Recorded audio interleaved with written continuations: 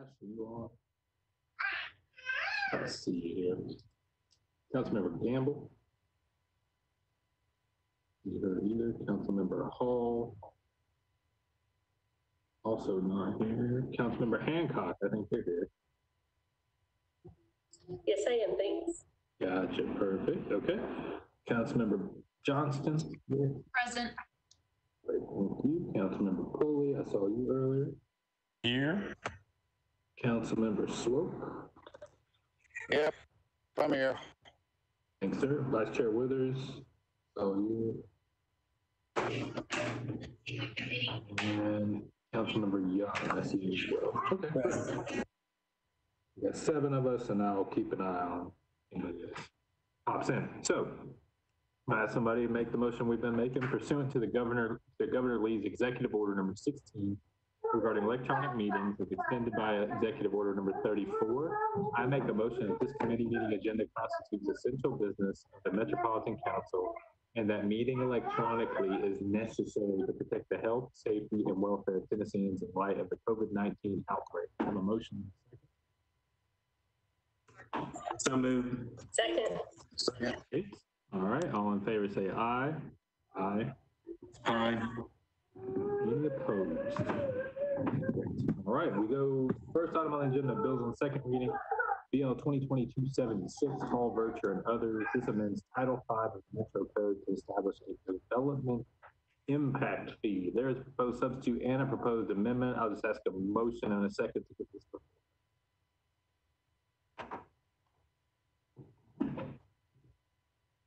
Can I get a motion and a second? So moved. Okay, thank you. All right, I don't. Excuse me, Mr. Chairman. Yes, yeah. This is Swope here. I've got Jonathan Hall with me. Oh, great. Okay. Can't get both on mine. Yeah, I'm trying to get dialed in. Okay. So. Thank you, Councilmember Hall. Councilmember Hall, we've got your proposed substitute. You want us to make a motion so we can take that up? Please. All right, I'll make the motion. Can I have a second? Yes, I'd like to make a motion. Okay, great. I'll second that for you, Councilmember. All right, go ahead with your substitute explanation. So real briefly, we had a lot of good discussion about it and a couple of other committee meetings. I took in some of the things that Councilman Sledge and Councilwoman Allen had suggested.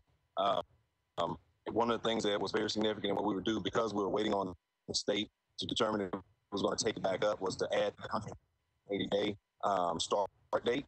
And I thought that was very significant for us to be able to get that done. So I appreciate Metro and Attorney Cooper or Ian's panel being able to get that language changed for us. But right now, everything is in place for us to track along with the state. This is just simply a cleanup and some language adjustments that allows us to be able to have that in place. And at the end of the day, there is no negative consequence or worst case scenarios if the state does not take this back up with us making these changes.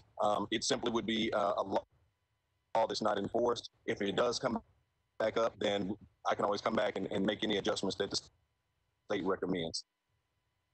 Great. Thank you, Councilmember. There is a proposed amendment that I'm going to see Councilmember. I don't think Councilmember Allen is in right now. So if somebody wants to let her know, she was waiting. Chair Sledge, Councilmember Withers, Mm-hmm. and I've got Councilmember Allen with me. Oh, great. Well, we're just got a buddy system tonight. All right.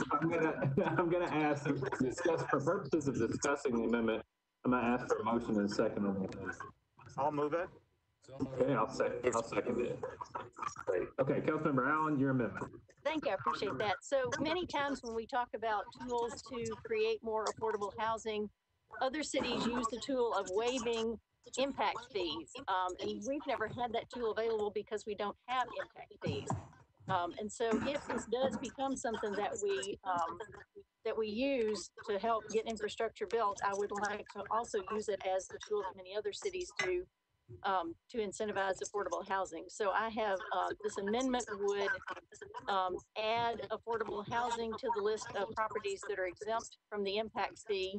And it narrowly defines that as those that are getting Barnes Fund money or LIHTC money, low-income housing tax credits, or nonprofits that are using other tools would be waived. And then there would be a 50% reduction for those that meet the same criteria that we used in your bill earlier, where we gave the expedited permits. So for partial affordability, they would pay half of the impact fee. And that's what this amendment does. And I would ask for your support. Got it. Thank you, Councilmember. Councilmember Hall, since it's on your substitute, you want to respond or talk on that? Well, and Member Allen had mentioned that before. I had told her that was something that we could discuss. One of the things we need to do also with that is go back, doing best practices.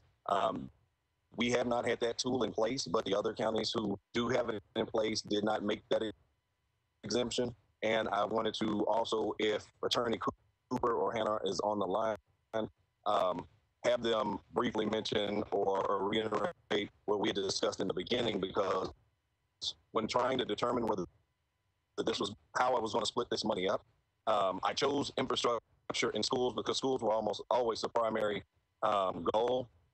But infrastructure came into play because I was unable to actually say housing or affordable housing. And I just wanted them to go back and explain why that was.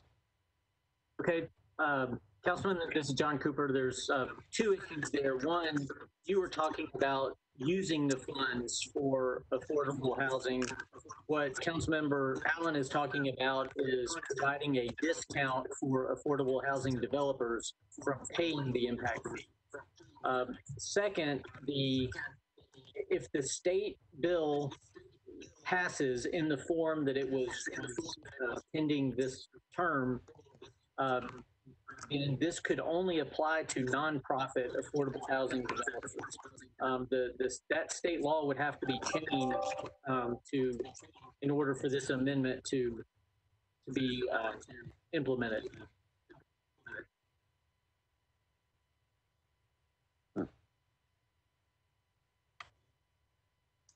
John, I want to make sure I get clarification on that. So you're saying that if you were to put the amendment on the substitute, there would have to be further state action in addition to allowing us to do an impact fee? Yes, so what we did with the substitute is mirror the state bill language that was pending, the state enabling legislation, so that what we were adopting locally is consistent with what the state law allows. The state law allows an exemption for nonprofits, but it does not allow an exemption for any other affordable housing or whatever. So if the developer was a nonprofit, they would qualify under the state nonprofit exemption.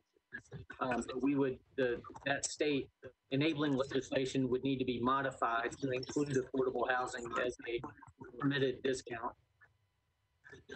Got it. Okay.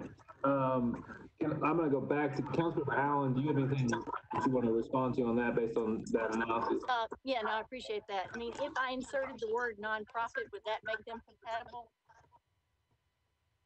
I mean, right now, under the state law, all nonprofits are exempt, period. So they would actually be better off without the amendment, since I think your amendment just provides for a 50% discount. Okay, that's a good point. I raise this now just because I want this to be part of the conversation as we move forward, because I think, as I've said, this is a very important tool that most other cities use and bring up when there are discussions about affordable housing. If this wording is not accurate at this point, then I would like to continue to work on it. I don't know if I'm asking for a deferral, but I do think this is an important point to ride along with this process of working on impact fees. And I know, Councilmember Hall, you had also talked about tying the value to the permit value as opposed to the square footage. which is not quite related, but also another important topic that I think needs to come up before this is finalized. So I'll throw those two thoughts out there. So on the amendment, before we get to that conversation, on the amendment, Councilman Allen, do you want us to proceed with the amendment or do you want to withdraw the motion on it? Let me check with Mr. Cooper one more time. So Mr. Cooper, what you're saying is part of this would not be applicable for for-profit builders regardless. And it would actually hurt the nonprofits if they were doing mixed, but if they were doing a full building, it doesn't make any difference to them anyway. Right, if they're nonprofit, then they're exempt. Period. I will not move the bill at this point, but I would like to go on record as saying I think this is an important aspect to add as we can and to continue working with the state legislation to try to make it possible. All right. Okay, Councilmember Allen has withdrawn. Thank you. Good conversation there. So we are back on the substitute from Councilmember Hall. Does anybody have any further conversation on the substitute? Just raise your hand to be recognized. Yeah. So as a matter of procedure, we're moving the substitute and we'll talk about the bill as substituted. Correct. So we could go ahead. Why don't we, to that end, Councilmember Pullen, why don't we go ahead? I don't see any hands up. Let's take a vote on the substitute. I'll do it the Councilmember Murphy way. If there is anybody who's opposed to the substitute, please put your hand up, your icon. You are opposed to the substitute. Once, going twice. All right, so substitute's on 8 in favor, 0 against. All right, Councilmember Hall, on your substitute. So we're on this. So we're on the bill as substituted now. Anybody want to speak on the bill as substituted? Raise your hand. All right, I see Councilmember Young. Go ahead. Thank you, Chair. I kind of have some of the same concerns Councilmember Allen raised. I think we're headed in the right direction. I'm a little concerned that we might need maybe to take a little more time to answer a lot of these questions that are still coming up, because I want to make sure that we get this right. I don't want this to be something that we're going through and having to update and change very often like we ended up doing with other things, because there's just so much growth going on, and I really want to make sure we try and get this right the first time. So I'm kind of hesitant to support it in its current form. And I'm still just kind of on the fence, honestly, of where I'm at. And I'm kind of curious how the rest of the committee feels.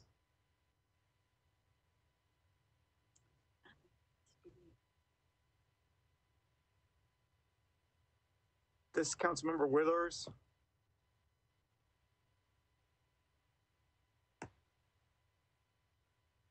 Councilman Sledge, I can't hear you. Sorry, guys, I muted to minimize the reverb. My bad. I actually was going with Councilmember Pulley, see what he had to say.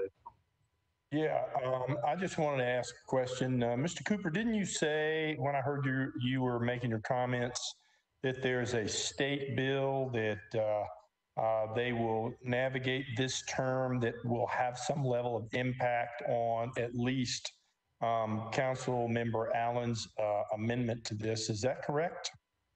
I was saying that the state enabling legislation that was pending, assuming it is refiled in the same form, would need to be modified to include affordable housing as a permissible discount. Okay. All right. I would just, without belaboring the point, I would, I'm feeling a little bit like Councilmember Young, and I would think we'd want to get this right, make sure we're dotting all our I's and crossing all our T's. And I would be in favor of moving this down a couple meetings just to make sure to sift through all these things thoroughly. All right. Thank you, Councilmember. I see Councilmember Swope, who may also be Councilmember Hall. You want to go ahead?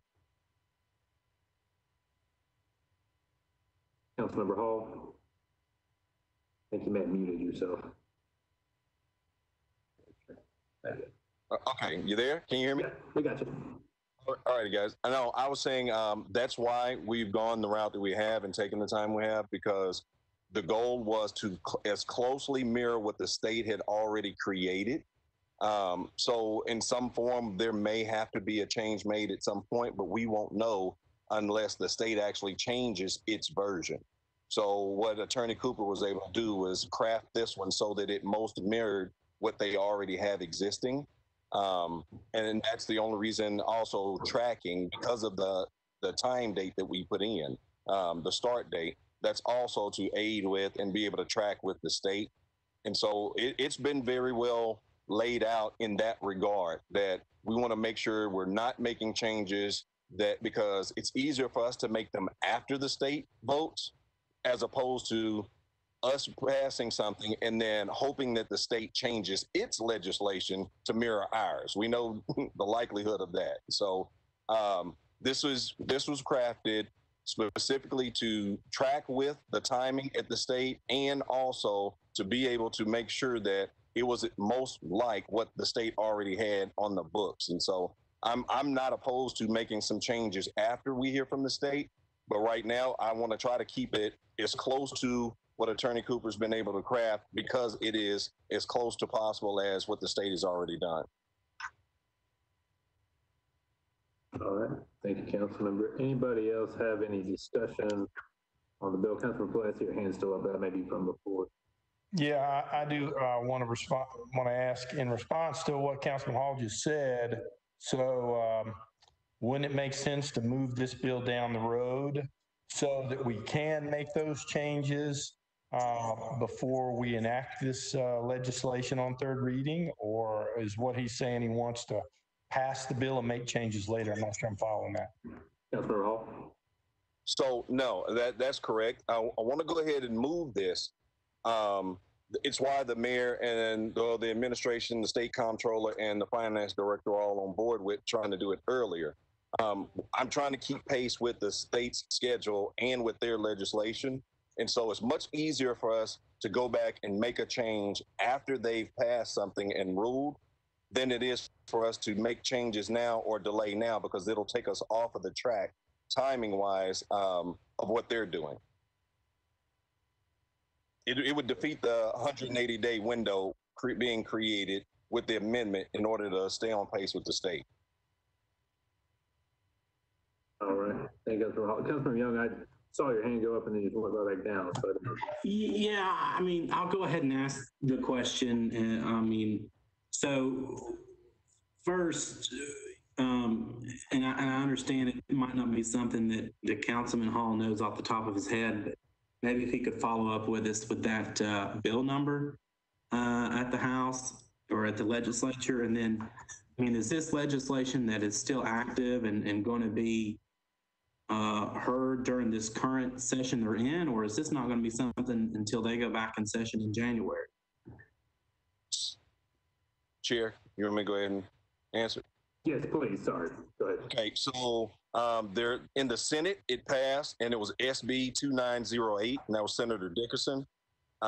In the House, it did not pass in committee, and it was HB 2013. And that happened actually before the finance director, mayor, and comptroller went up. And were asked specifically, why didn't we come back and pass it at council level first? Councilmember Young, anything else on that? No, sir, Mr. Chair. Okay, just want to be sure. Councilmember Pulley, I see your hand still up. Anything else on this? Oh, hold on just a second before we do. I see John. John. Sorry about that. Let me take it down. Yes, Councilman, I just wanted to clarify that the effective date is actually tied to the effective date of the state legislation, whenever that is. So that there's not a 180-day or any fixed period. It would not become effective unless and until the state law passed. Change the law. Correct. Thank you, Mr. Cooper. Anybody else? Not seeing any other hands. This is Councilmember Withers. Yeah, Councilmember. Thank you. I think Councilmember Allen has two questions. One is, can it still be amended before the effective date of the state legislation? That's the first question. Okay, let me go to Mr. Cooper for that. It is amendable on third reading. Yes. Okay, and then the other question is, was consideration given to for the commercial piece to charging by the permit value rather than a flat rate for all uses per square footage? So like I said before, we're mirroring the state enabling legislation, and so the amount of the fee is what the state enabling legislation includes. Okay, thank you, Attorney Cooper. Thank y'all. I'm gonna go back to Councilmember Young. Thank you, Chair. So now I'm a little more confused now because when I pulled up that legislation on the General Assembly's website, it did not pass the Senate. I mean, it was just passed on second consideration, which is where it goes to committee. And it failed in a subcommittee in the House. And so being someone who's watched the legislature for many, many years, I'm confused at the idea that this is alive. And I guess I just still have a lot more questions than answers. It just seems the more I try and dig and learn on this, I have more questions rather than more answers. So I just, that gives me a lot of pause. Thank you, Councilmember. And Councilmember, I want to give you a chance to respond. I will say one thing, maybe it will help with committee, is that, because we're going to start bumping up into the red zone here, I think.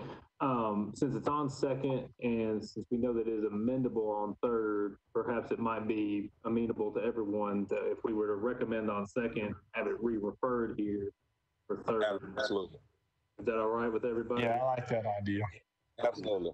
All right, then I'll make the motion to approve on second with a re-referral to codes third reading. Do you have a second on that? I'll second that. Okay, great. All right, I don't think we have any discussion on it. Anybody opposed to that, use your hand button. Otherwise, I think we're okay. All right, good deal. 8 in favor, 0 against. All right, so recommend on second, re-refer to committee. All right, great discussion, everybody. Okay, we got one more on second. It's 2020-300. Councilmembers Benedict and Bradford. This amends the Metro Code to restrict construction noise between the hours of 7 p.m.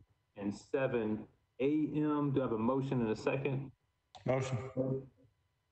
Second, and then I see Councilmember Benedict. Would you like to speak on this?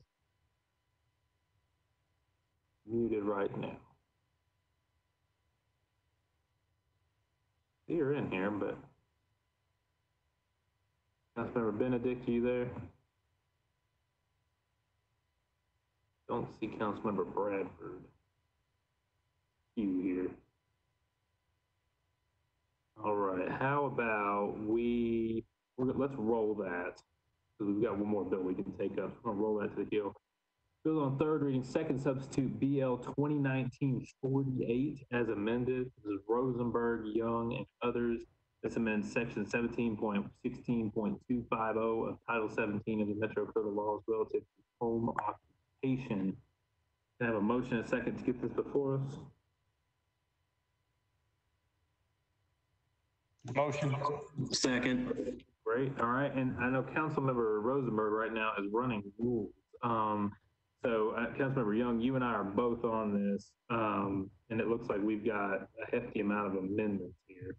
So I guess what I'll probably do is run down these amendments, and maybe what I'll first do is go to Mr. Cooper and maybe have him set the stage for if we have put any of these on already, or what the status was in other committees, because I know that this is a big piece of legislation. We've got a little bit of time.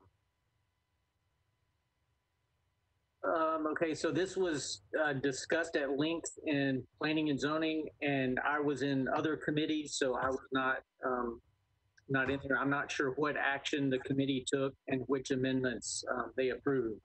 But you're right, there are multiple amendments and some late amendments. Gotcha. Okay. What I'll do then, knowing that Councilmember Rosenberg's in committee, is I'm going to start with Amendment 2, as is on our agenda for Councilmember Allen. Councilmember Allen, you want to explain Amendment 2? Can I get a motion and second on it so we can get before? I move. I'll second. All right, Councilmember Allen.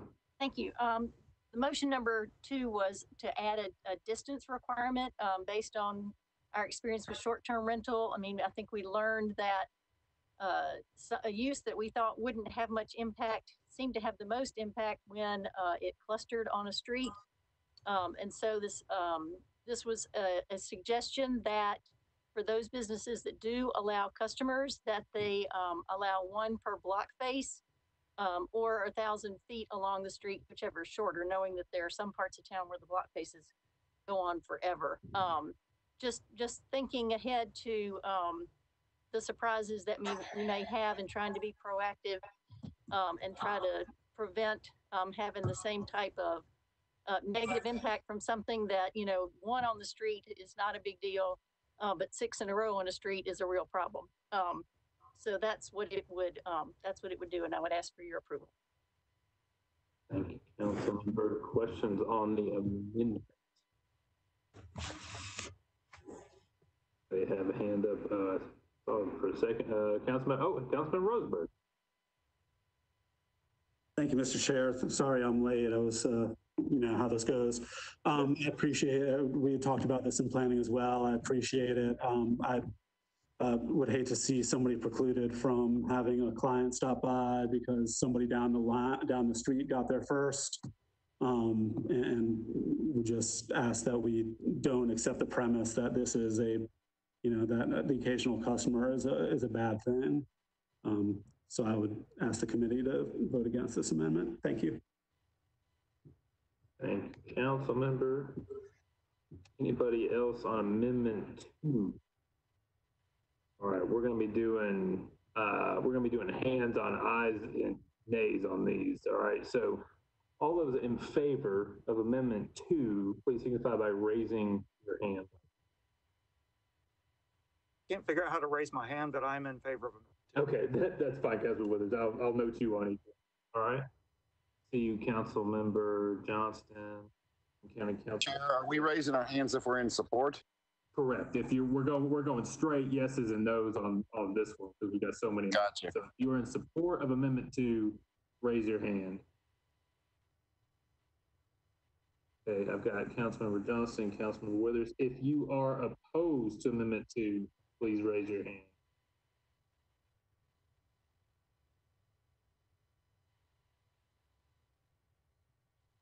Got 3 against. If you are abstaining, please. I saw 4 no votes there, Chair. Sorry. Oh, I got you. Councilmember Hancock, are you a abstain or a no on this amendment? I was an abstain on Amendment 2. Thank you. Councilmember Fuller, you're an abstain as well. No, I voted against it. You're a no. Okay, gotcha. All right, gotcha. Okay, so Amendment 2 is not recommended by counting 2-4-2. All right, so let's go back on Amendment 1 now that we've got Councilmember Rosenberg. Councilmember Rosenberg, you want to explain Amendment 1? Absolutely. So Amendment 1 is a combination of addresses some matters that were brought up in some council members' amendments last week and in additional discussions generally about the bill. It does a few things. It first of all resets the total floor area to set a maximum cap of 1,000 square feet, no matter how large. Still, 20% of floor area in the principal structure, but limits it to 1,000 square feet total, no matter how big the accessory dwelling is. It says that you can only have 5 employees who live there as part of, it sets a limit for how many employees that you can have in the dwelling as a part of the home occupation that doesn't exist. There's a technical correction, just adding the word customer. Pardon me, I lost my spot here, trying to scroll. Then also when it comes to the applicant confirming that he or she complies with the HOA and other covenants and that sort of thing, it requires an affidavit and such instead of a statement. And also when it comes to if the applicant is a renter, a long-term renter, and not the owner, they have to also certify by affidavit that the property owner is okay with them having a home occupation permit. It also requires written notice to adjacent properties. And it also sets a few changes when it comes to revocation of a permit. One is it requires 2 verified complaints instead of 3. It also sets a waiting period of a year after a revocation before you can reapply. And lastly, it states that any violation is punishable by $50 a day per violation. All right, thank you, Councilman Rose. Before we go any further, I'm gonna get a motion in a second. Moved. Second. Councilman Rosenberg, is it fair to say this amendment makes the bill? It does not. Okay. All right, questions, conversations on Amendment 1? Raise your hand. Do not see any hands raised. All right, let's go ahead and take the vote. If you are in favor, we're going to try this by well, let's go ahead. If you're in favor, raise your hand of Amendment 1.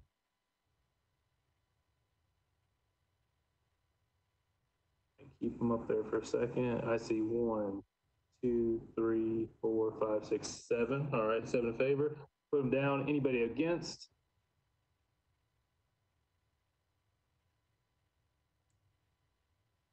See, nobody, anybody abstaining? I don't see anybody abstaining. All right, so Amendment 1 is recommended. All right, now we're going to go, we've got Amendment 3 from Councilmember Druffel. Councilmember Druffel here, I do not see him. All right, I'm going to go quickly here. Councilmember 4 from Councilmember Johnston. I have a she's here. Councilmember Johnston? Amendment Yes. 4. Okay, great. Are you planning to move Amendment 4? You want to move it? I do. Okay, I'll second. You go right ahead with the description. Okay, so I think I'm not exactly sure what happened in planning because I think some things got, I don't know. Anyway, what I'm trying to do with this is to create 2 types of permits. One where you don't see clients, and the other kind where you do see clients. And the reasoning behind that is just forethought of, I don't think anybody has a problem with what I'm proposing to be type 1, which doesn't allow customer visits, that is already allowed now. And that so in the future, should we need to make some adjustments to the permits that do see clients, that it doesn't affect, if we have them separated out, it wouldn't affect those that don't. So if we say, well, we need to limit this, or we need to restrict this, that, and the other, I don't want to have to lump all of those businesses in that don't necessarily see clients. It would just be a nightmare for codes or for anybody to go, okay, well, so now we want to limit this, but we don't know which permits are for, which type of business. So that's the first part of it. The second part of it does limit the type 2 to the number of permits that see customers to a neighborhood, or the verbiage is actually census tract, however they limited that in the for short-term rentals. I was just trying to match that because I'm expecting the best but planning for the worst, and trying to foresee sort of what happened with short-term rentals and how that really affected neighborhoods in a negative way. And so I'm just trying to foresee and head that off.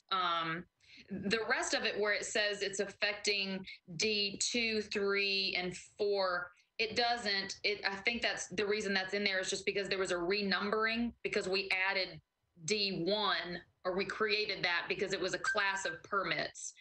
And so it doesn't change the content of what these other things are with location and employees and vehicles and customer visits or anything. It was just a renumbering thing. So that's clerical. So anyway, that's my thought process on this particular amendment, is just for classification of the two types of home occupations, just for ease of regulating in the future. And then I personally would like to limit these type 2 permits that see customers to something. I'm not stuck on 3%, but I would like to limit that.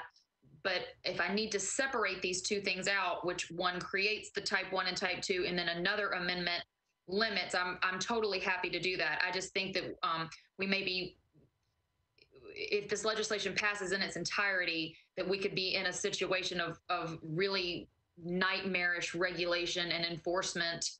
And I don't want to affect the businesses that don't see clients that people have no problem with at all in the future. Great, thank you, Councilmember.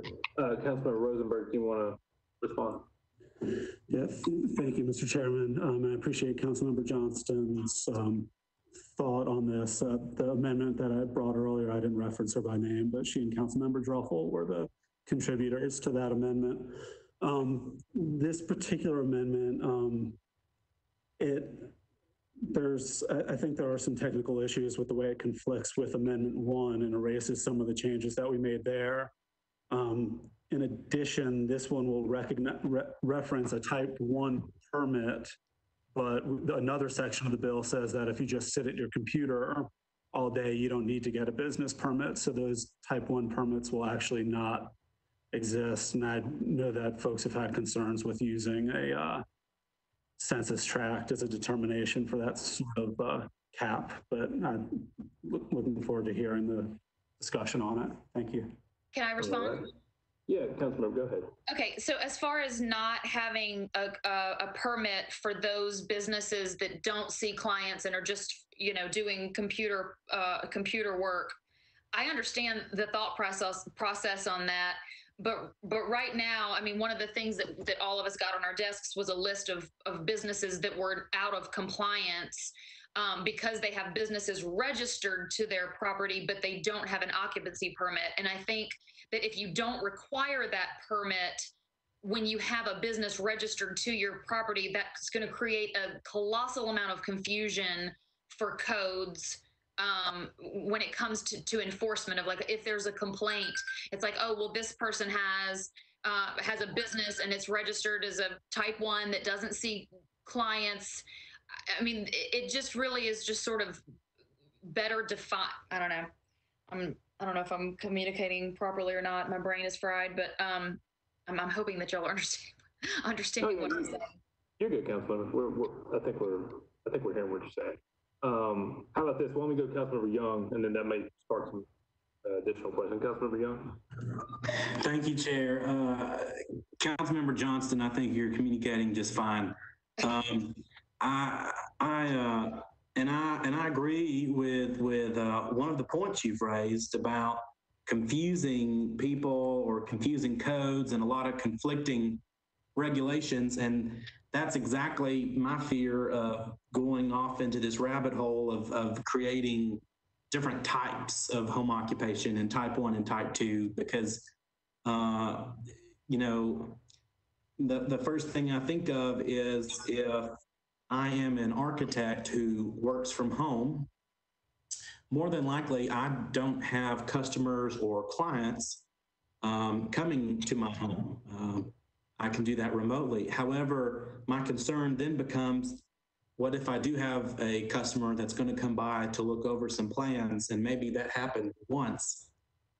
Am I now out of compliance, and can I be turned in and am I violating the law? So I think drawing that distinction is much more difficult than we would like. And that's why, respectfully, Councilmember Johnston, I don't think that this amendment would make things better. So I'll have to not be supporting this amendment. Councilmember Johnston, did you have anything else you wanted to add or clarify? I don't see anybody else in the queue on the committee. No, I'm good. Okay, all right. Seeing no further requests for discussion, we'll do the same thing here. If you are in support of Amendment 4, please raise your hand now. Okay, I've got council members Withers, Johnston. I've got 3. All right, you put your hands down. Those who are against the amendment, please raise your hand.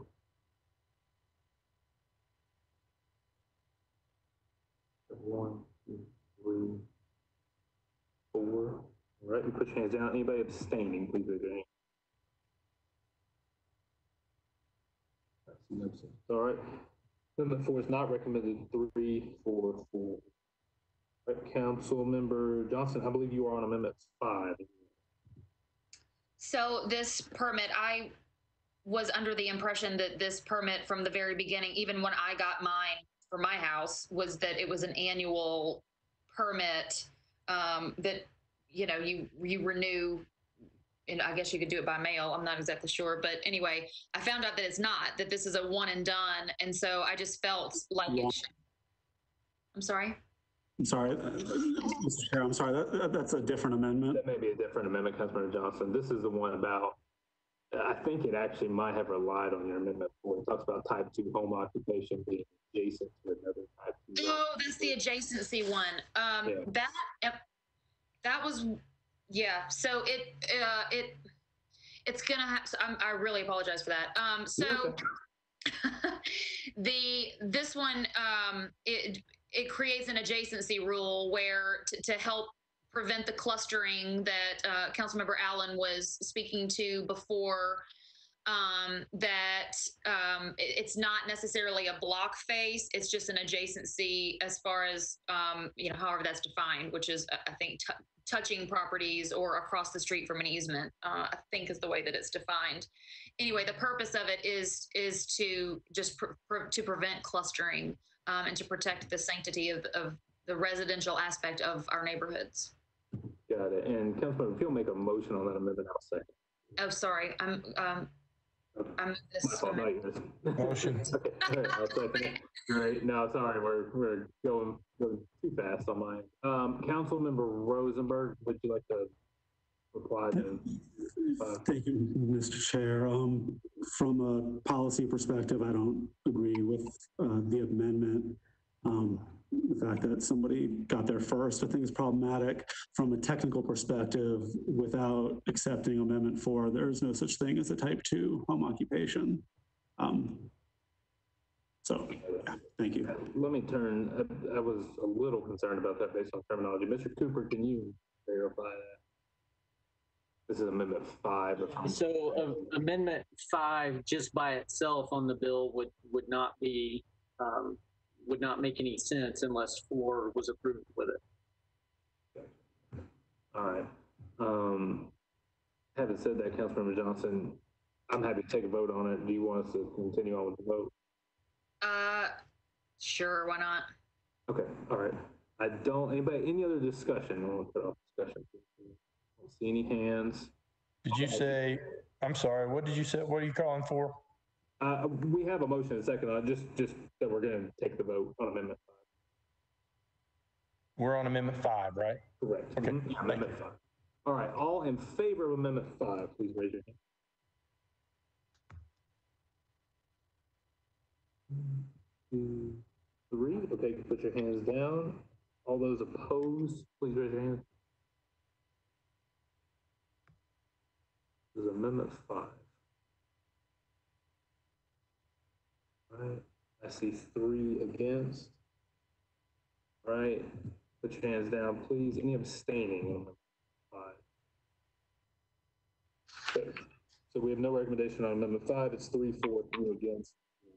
All right, there are several late file bills. I know that the sponsor of the bill has one late file, amendment. Councilmember Rosenberg, you want to talk about your late file? Sure, thank you, Mr. Chair. So Councilmember Henderson has a late file that sets a sunset date of March 1st, 2023 and changes the effective date to September 1st, 2020. I'm open to the body on whether it's wise or not to have a sunset date. So I've introduced a late amendment that introduces that sunset date without necessarily advocating for it while keeping the effective date intact so folks can get to work.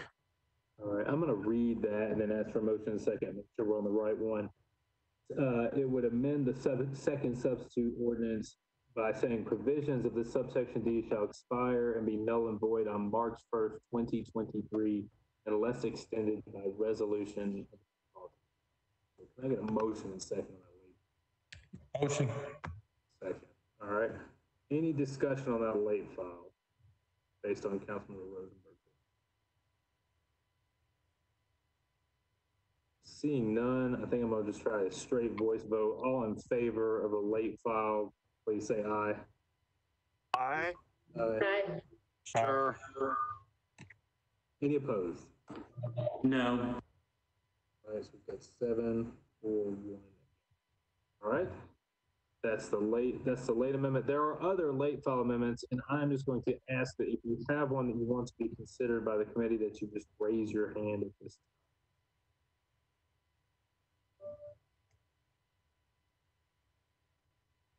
Do not see any others. Mr. Chairman, sorry, I should have hit the raise hand button first. I think that Councilman Parker had a late filed, but I'm not seeing him in here. He might be in another committee maybe. And so I don't know if it's appropriate how this would work. I mean, I'm happy to move that late filed amendment, or I don't know if I need to somehow sign on to it or something. No, I think it's appropriate for consideration. Mr. Cooper, you have any issues there? No, anyone can move. Okay, I'll second that motion, Mr. Young. Councilmember Rosenberg, I'll trust you to give a fair and balanced description of that amendment. Sure, absolutely. Councilmember Parker's amendment, there are several areas of strike throughs when you look at the amendment, but that's because it's trying to not conflict with Amendment 1 of mine that the committee passed. So all of that his amendment is doing, it is adding that the applicant has to verify by affidavit that the property where they're trying to get the permit for is their primary residence, which sounds like a perfectly good idea to me. All right, so it sounds like you consider that a friendly amendment? I do. Okay. All right, so on that late file, any other discussion? Raise your hand. Seeing none, we'll try this by voice vote as well. All in favor of late file bill or amendment by Councilman Parker, please say aye. Aye. Right, any opposed? That one is recommended 8-0. Any other late file amendments? Second substitute, 2019-48. Okay, all right, I think we are at the point we're ready to take a vote. Mr. Cooper, stop me if I am procedurally in error, but what we will be voting on is second substitute 2019-48 as amended with Amendment 1, late file amendments from Councilmember Rosenberg, Councilmember Parker. Mr. Cooper, is there anything I'm missing up there? I think those are the ones that had a recommendation. Got it. Okay, we're in discussion now. Councilmember Pulley. We are voting on the bill as substituted and amended. Is that what you're saying? That is correct. Yes. All right. I just have one. Well, I've got one thing I want to introduce and say. Getting a lot of people who are uncomfortable because my ability to engage people at the level I want to on this has been a little bit inhibited, and now there are people uncomfortable with the bill and don't understand it as well. I've obviously been trying to explain it, and I want to support it as best I can. And with all these amendments that are coming through and some late filed, I would sure like the opportunity to engage my people more on all of the substance of this bill, to include the amendments tonight. So I would like to see if before we vote on this on third reading, if we could move this down one more meeting so I could have that opportunity. And I know other council members may feel the same way, but so I would like to move a one meeting deferral if I can.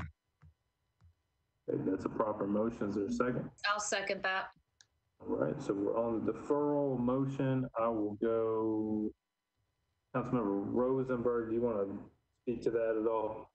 Yes, please. I appreciate that. So these are really, these cleanups these amendments basically just create additional protections. They don't change what the bill does.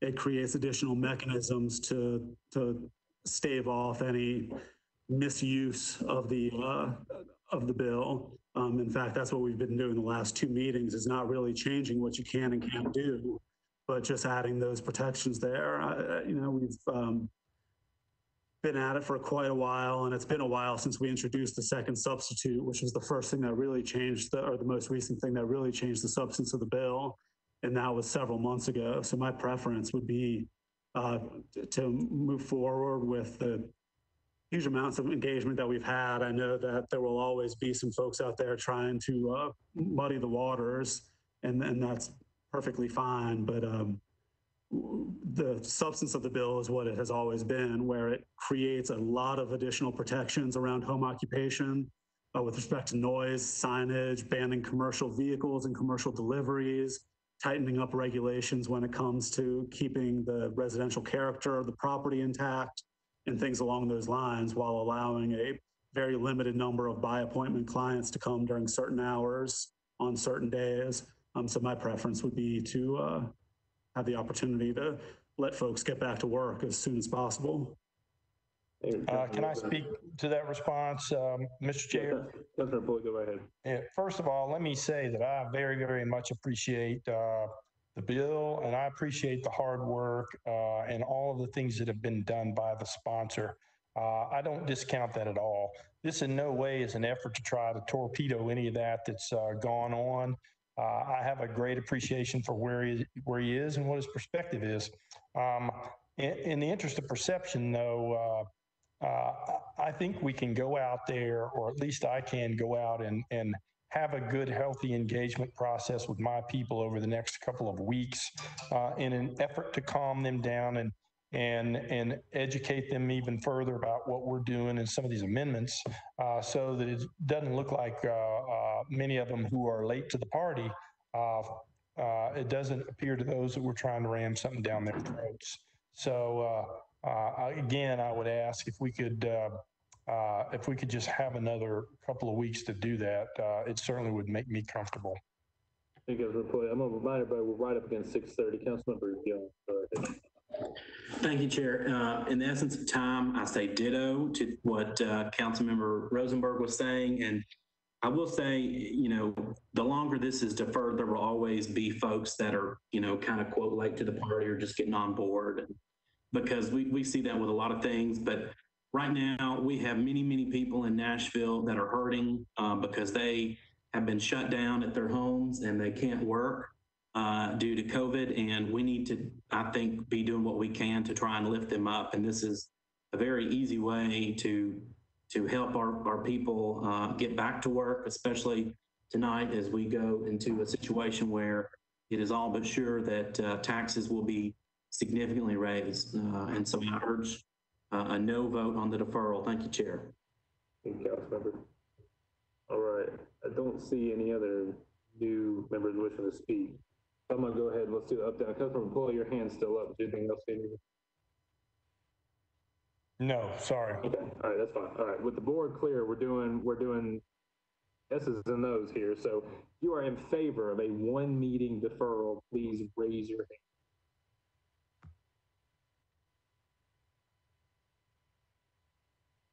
1, 2, 3 in favor.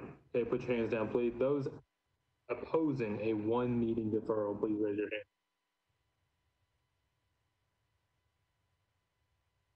Councilmember Pulley, I think you need to put your hand down. I count 4 against. Anybody abstaining from this vote? No. Okay, so the deferral motion fails. We are back on the bill. Any final discussion before we take the vote? Seeing none. Those in favor of 2019-48 second substitute as amended, please signify by raising your hand if you are in favor of 2019.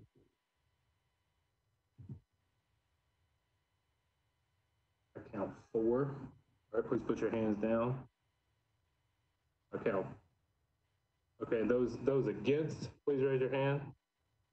You are against 2019-48, please raise your hand. Count. Two, Councilman Pulley, I don't mean to put you on the spot. Were you a yay or nay?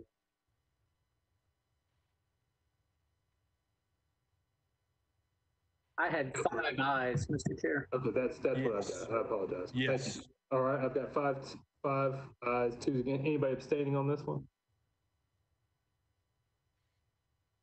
No abstentions. All right, second substitute 2019-48 as amended is recommended from this body. Folks, we did have one bill that was rolled. That was BL 2020-300. That was Councilmember Benedict, who I still have on my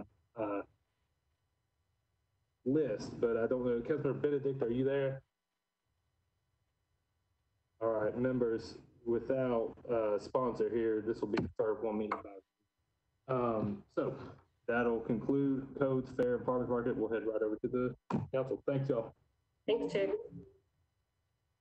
We actually still have one more committee to go. Oh,